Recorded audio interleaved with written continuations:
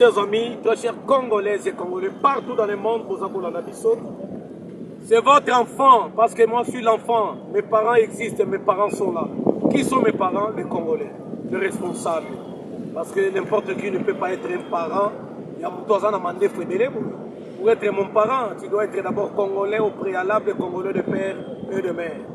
Tu dois répondre, les ennemis de la nation. Parce que la République démocratique du Congo, la nation congolaise, ils allaient Mboka. Il y a d'autres bengi, pas congolais. Mboka, ils allaient la République. La République, ils allaient ensemble. Il y a territorial, Mabele, Maï, Mupepe, Samba, Namibeko, na peuple autochtone. Il y a Esika wana, bango wana nde ba constituaka. Et le roto bengi Mboka. Et pour que ceci devienne une république, il faudrait qu'il y ait des lois fondamentales. La loi fondamentale, à l'occurrence, il y a constitution. Pour le cas de la République démocratique du Congo.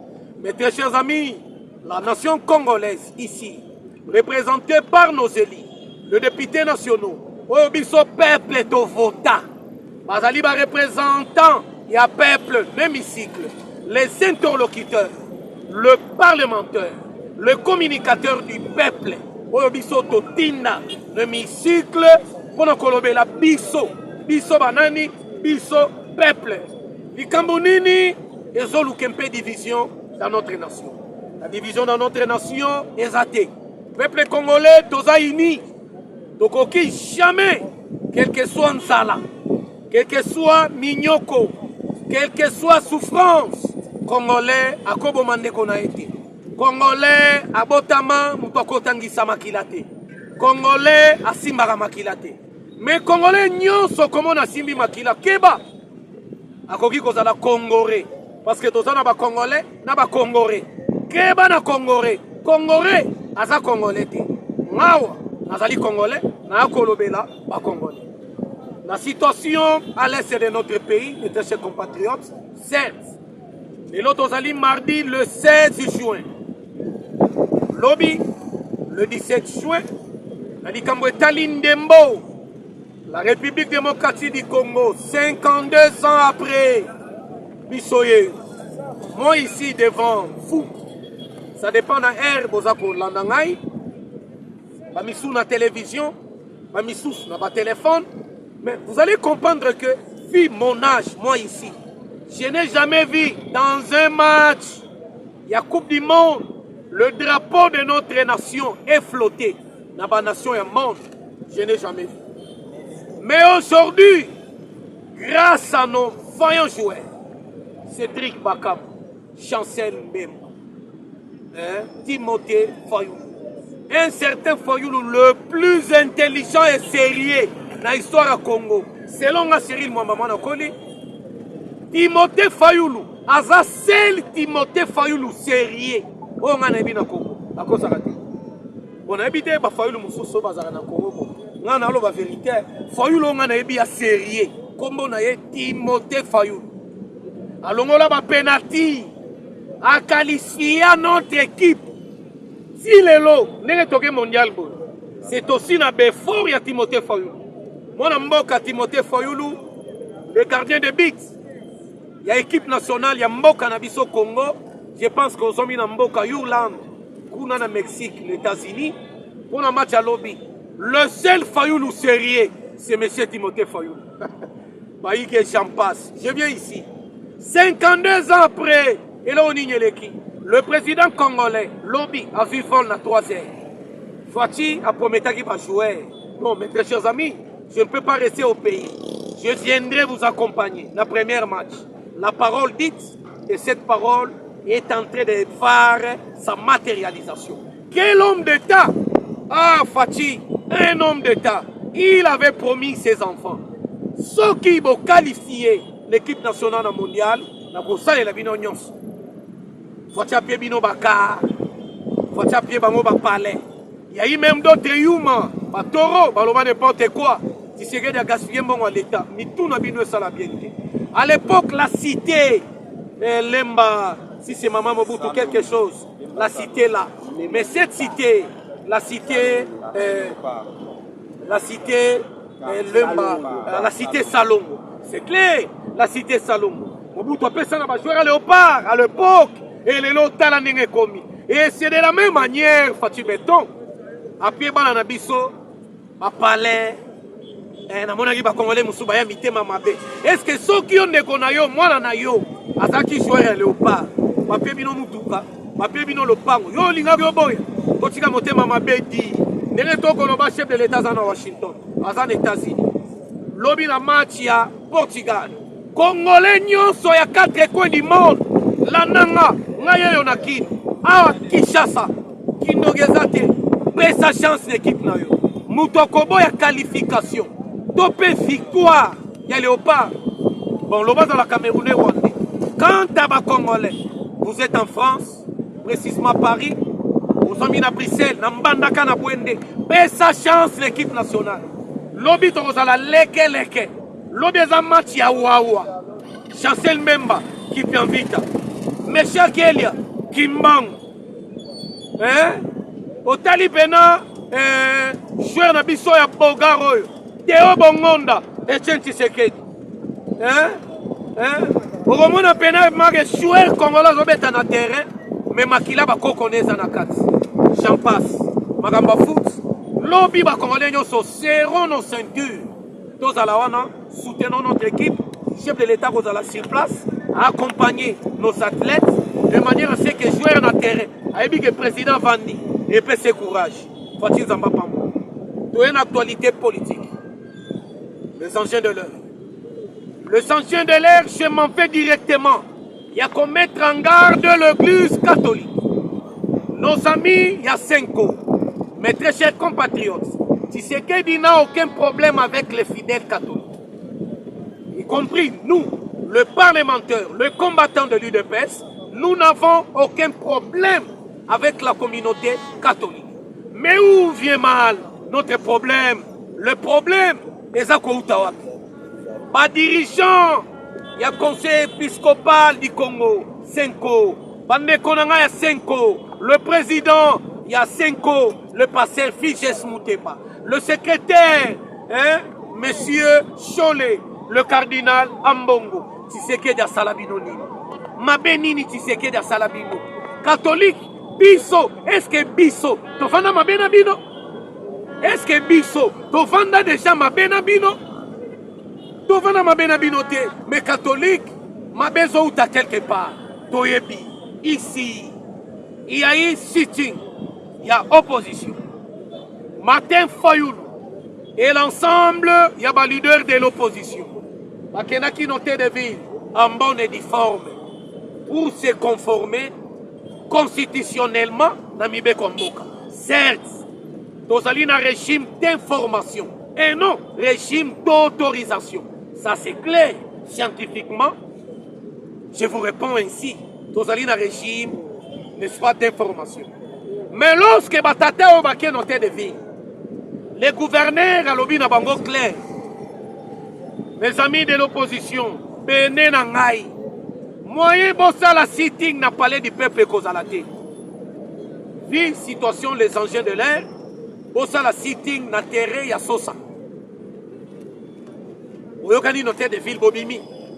Devos Kito Kwabimi, 2 heures après rencontre, il y a hauteur de ville. Pour s'entêter, chercher à tenir des paroles, d'ailleurs de s'enorgueillir, soi-disant professeur, monsieur, vous avez un problème vous là, et vous allez répondre là-bas, acte de boycotter, pour respecter l'autorité rétablie, il y a l'État. N'importe quoi. Opposition Babimi, Balobino, Tokokenda Sosate, Tokoya parler du peuple. Tokoya parler du peuple. Bon, casse la Nétienne, Boya parler du peuple. 1 heure avant, arrivé à Bango na palais du peuple, il faut lui appeler si ordre. Bakutana na siège, il y a SID sur Triomphal. Tobani comment na ba 207. Ils ont même ba bandi, ba kuluna, na ba machette, na ba nzete. Bazo kitaka na ba base, il y a SID. 1. Base sur l'avenue enseignement. Na partie Otobengi en vol, il y a M. Delis Sanga. Ainsi que la base, il y a M. Prince Pengue. Tomoni pe pas ya Kaboun, baye. Mais notre regret est ça. Et là, on va bengi sit-in. C'est-à-dire, vous allez tenir des propos, il y a côté les mains et sigamoko. Vous allez manifester. Côté les mains, la constitution, ils ont péché. Ils ont infraction. Koluka changement de la constitution, ils ont péché. Ils ont infraction. Mais bon, ici. Martin Fayol ensuite, tomate, ami Pakoli, alinga bima, tête ya fil ya opposition. Alobi bazoki singa makile bimi. Bango na bango boyokani, ebimi te na kasi na bango. Prince penge pe abimi, o ban cercle nga na base nanga. Bazoki singa. Merlin vous payez pe à son tour. Alobi onga pe bazoki singa. Délice sanga e parfandi atalia na kozonga simate. O babetinga masasi na pembeni ya nini ba congolais ba comprendre. Alors doye ko comprendre te aussi c'est leader ya opposition nani leader opposition ayebanité mais j'en passe. Manifestation na bango eleki. Aucun combattant de l'UDPS. Aucun élément de la force du progrès. Parce que la force du progrès, c'est une structure informelle de l'UDPS. La structure soutirée dans la Ligue des jeunes de l'UDPS, la structure d'appui aux actions de l'UDPS. Du progrès, Batikala Koyate. Bavandi na babase na bango, bavandi na basite, banabat. Ba Congolais, ya balekinzela. Batali ke Fayoul, bako sala théâtre. Ma Congolais on a baillé, va s'en prendre na Fayoul. Di kama di progrès zawa. Di progrès bazala kite. Combattant mo côté ayi de pes ayaki wana. Mais chose grave, le lot Tomoni Senko, l'église catholique. L'église catholique babimi le lot na communiqué officiel na bango. La communiqué officiel l'église catholique, balobi, mokolo ya les 12 na sitting ya opposition. La force du progrès, ba milice ya force du progrès à IDPS, bayaki babo mafayulu, bangonde basalaki terrero et les kaki. Catholique, Senko. Est-ce que bino boza ko confirmer? Est-ce que boza na be preuve na yango? Est-ce que si yo catholique, ceux qui battent dans ma beaucoup à qui les droits, vous pouvez biso noir sur blanc, et si gagnez du progrès à Zalaki, est-ce que yo koloba yango et koko m'acharnement? Point d'interrogation, j'en passe. Je viens ici. La question sur la loi fixant les conditions d'organisation du référendum, la dite loi. La loi Ngondankoy. Le professeur Ngondankoy, que Dieu vous bénisse, là où vous êtes, c'est grâce à vous. Vous proposez la dite loi dans la chambre basse. Il y a eu une commission qui est en place pour examiner la loi portant l'organisation, n'est-ce pas? La loi portant les conditions et organisation du référendum. Cette loi est examinée en bonne et due forme dans la chambre basse. Adopta qui loi dans la chambre basse. Loi émati dans le Sénat. Et à niveau du Sénat, nos amis sénateurs. Le président du Sénat, Mwanamboka Samalou Konde, qui contient en place une commission pour se conformer dans le règlement d'ordre intérieur et à Sénat. On doit mettre une commission qui va examiner cette loi pendant 72 heures du temps. Et la commission peut agir. Je cite, la commission politique administrative judiciaire et à Sénat peut agir en sigle a travaillé pendant 72 heures du temps. Lorsque la dite commission a travaillé pendant 72 heures du temps, bakamati rapport bazongisi na maboko ya président ya Sénat na likambo etali korespecte règlement d'ordre intérieur ya Sénat. Et lelo lundi ndenge tokoloba awa kuna na bureau ya Sénat basénateur balobi avant vacances parlementaires ya le 15 oyo esengeli bakestion nyonso oyo eza na batable ya Sénat batraité balongola yango. C'est ainsi que la commission constituante ou l'Assemblée constituante, qui est d'ailleurs dirigée par le président de l'Assemblée nationale, M. Aimé Mboji, na oyo bapesi comme rapport elingi koloba nini na lingala moko facile, lingala simple. Rapport ya commission PAJ, politique administrative judiciaire ya Sénat, lorsque yaki na bureau ya Sénat, Sama Lukonde et le président ya chambre basse, rapport ya lelo soki esili bazali komema yango inde na cité de l'Union africaine et pas ya président de la République pour na likambo etali ko promulguer, c'est-à-dire komema biso na date oyo komema biso na référendum. C'est ainsi que tomoni kaka lelo opposition basangani bakabun basesanga balobi le 8 juillet oyo bakozala na mama na marche baza na baaktivité bazali koprojete dans les jours à venir. Mais na sui maloba ya Joseph Kabila, ancien président Kasemberere Kanambe, que j'appelle traître national.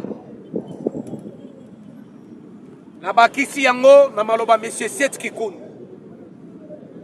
Seth Kikuni alobi soki Tshisekedi a osé na likambo etali changement ya constitution Katanga ekokoma république mosusu. Seth Kikuni omikosi Congo ekozala un et indivisible. Namoni maloba José Makila. Je réponds monsieur José Makila. Ouais, lobi Tshisekedi doit répondre devant la CPI Nzamba pese bo moyaza en vie pour que bakangaye. Tshisekedi ndako kanga bino. Na ina maloba ya conseiller ya Moïse Katumbi, monsieur Patrick Mundeke. Ouais, lobi soki Tshisekedi ameki changement ya constitution. Katanga Nord Kivu, Sud Kivu, ekokoma république ya Baswahili, ozali lukuta. Mboko eza ya Baswahili, eza ya Bayaka, eza ya Baluba, eza ya Bangala. Bokoluka Baswahili na bino na Rwanda. Baswahili ya Congo, bakozala na Congo ti mukolo yesu akoya. Congo ekopanzanaka jamais. Là, je vous mets en garde. D'ailleurs, na répondre bandeko na ngai. Il y a opposition encore une fois de plus. Parce que Bolobi, changement de constitution, et ali trahison. On a mon opposition Balobi, Bamisou lobby Balobi bakende CPI. Bamisou Balobi bakende cour constitutionnel, Bafunda Tshisekedi, Asali haute trahison contre notre nation. Vous allez Lukuta. Vous me dites que vous allez Lukuta. Tshisekedi n'a pas violé. Dispositif mon côté constitutionnel, Tshisekedi a violé. Nous faisons dans la norme constitutionnelle. Et d'ailleurs, l'article 64 alinéant D au binobo évoca. Et le biboye, régime non constitutionnel, groupe d'individus ou individus à Koluka, déstabiliser ordre institutionnel. Azali kosa l'infraction incrépustible. Et cette infraction est punissable dans la Constitution. Alors Tshisekedi dans un plein mandat a le plein droit, biso peuple, l'article 5 de la Constitution, Oyelobeli est stipulé d'ailleurs, souverain primaire qui est le peuple, pas un monopole, un pouvoir, il y a qu'exercer le pouvoir dans Bango, qu'on s'exprimer dans cela, il y a référendum. Raison pour laquelle, changement de la Constitution, biso peuple, nde tolobi na Tshisekedi yo zala mopanzi biso moko peuple tomtala nanu vi na biso. Est-ce que constitution oyo ezali kolandisama na réalité ya makambo ekoleka na mboka? Point d'interrogation. Esika bakongolais bakomito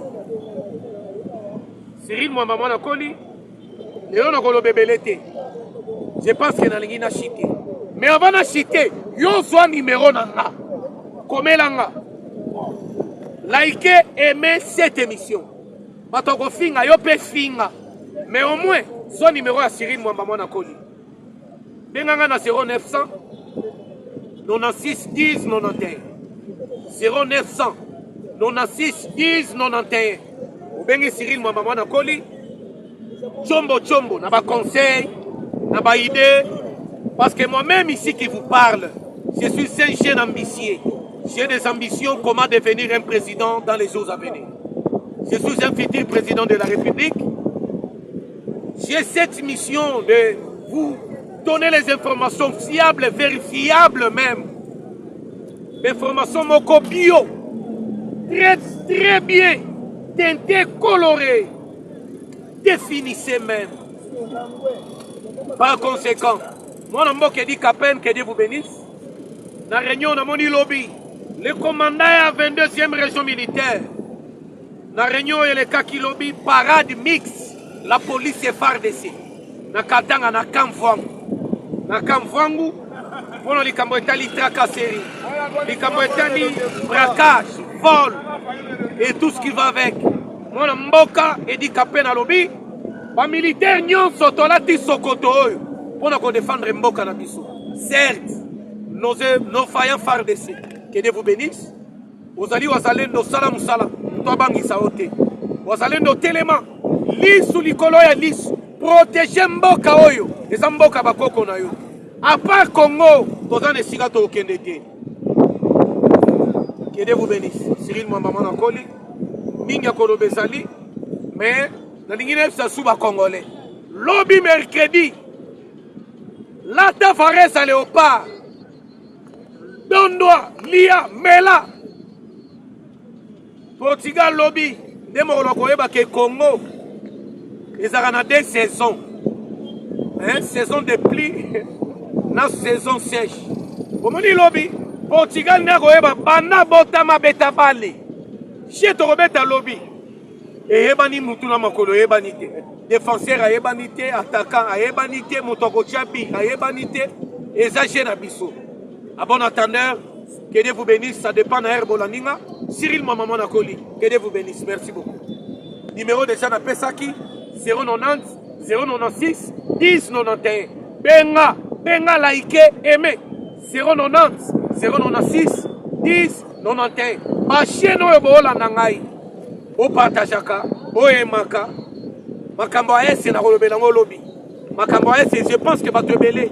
Baebi Mwamba, alobaka makambo ese, mais lelo na lobeli ese te. Lelo na kika na sala mise au point. Na makambo ekoleka na parlement, changement ya constitution, la loi référendaire déjà adoptée dans la chambre basse, adoptée et votée dans la chambre haute. Toujours c'est la promulgation et pas le chef de l'État. Après sa date, il y a référendum 1.1 par. Que Dieu vous bénisse.